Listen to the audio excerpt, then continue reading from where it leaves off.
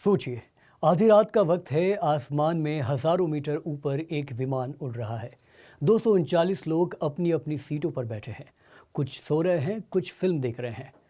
Cockpit से आखिरी आवाज़ आती है, गुड नाइट। और इसके बाद ना कोई कॉल, ना कोई इमरजेंसी, ना कोई धमाका। विमान क्रैश नहीं करता, लेकिन धरती से गायब हो जाता है। 12 साल बीत चुके हैं, लेकिन आज 5 जनवरी 2026 को भी दुनिया वही सवाल पूछ रही है, MH370 आखिर कहाँ गया? 8 मार्च 2014 की रात मलेशिया एयरलाइंस की फ़्लाइट MH370 कुआलालंपुर से बीजिंग के लिए रवाना हुई थी। टेक ऑफ के 41 मिनट बाद पायलट का आखिरी मैसेज आया और फिर विमान अचानक रडार से गायब हो गया। वियतनाम एयर स्पेस में प्रवेश से ठीक पहले प्लेन का ट्रांसपोंडर बंद हुआ, कम्युनिकेशन सिस्टम ऑफ हुआ और विमान ने अचानक अपना तय रूट छोड़ दिया। बाद में सैटेलाइट डेटा से संकेत मिले कि विमान करीब 6 घंटे तक उड़ता रहा और इसकी दिशा हिंद महासागर की ओर थी। इन 12 सालों में MH370 को लेकर कई थ्योरी सामने आई। किसी ने कहा कि प्लेन को हाईजैक कर लिया गया। 2 ईरानी यात्रियों पर शक भी हुआ, लेकिन न कोई सबूत मिला, न कोई डिमांड सामने आई।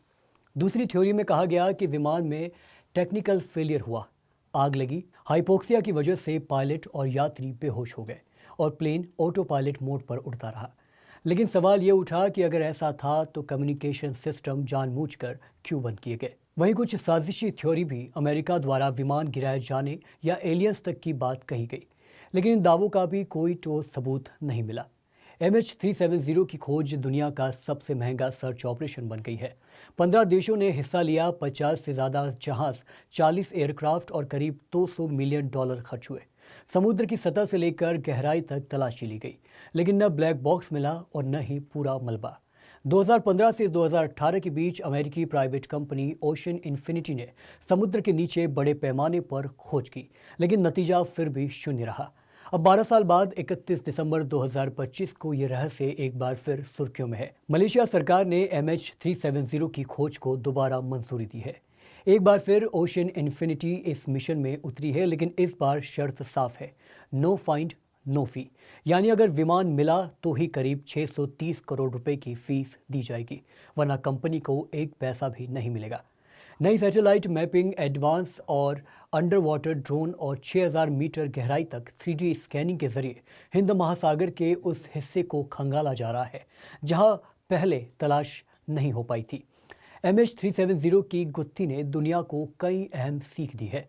यह हादसा बताता है कि आज भी एविएशन सिस्टम पूरी तरह फुल प्रूफ नहीं है।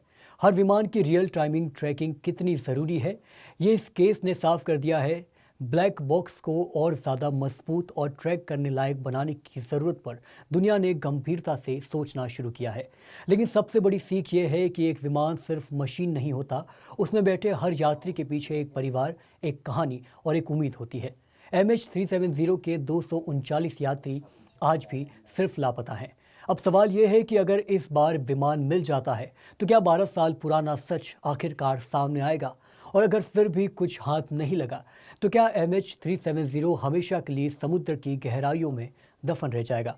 5 जनवरी 2026 को भी दुनिया यही पूछ रही है, क्या 239 परिवारों को कभी जवाब मिलेगा? MH370 सिर्फ एक विमान नहीं, बल्कि आधुनिक इतिहास का सबसे बड़ा अनसुलझा रहस्य है।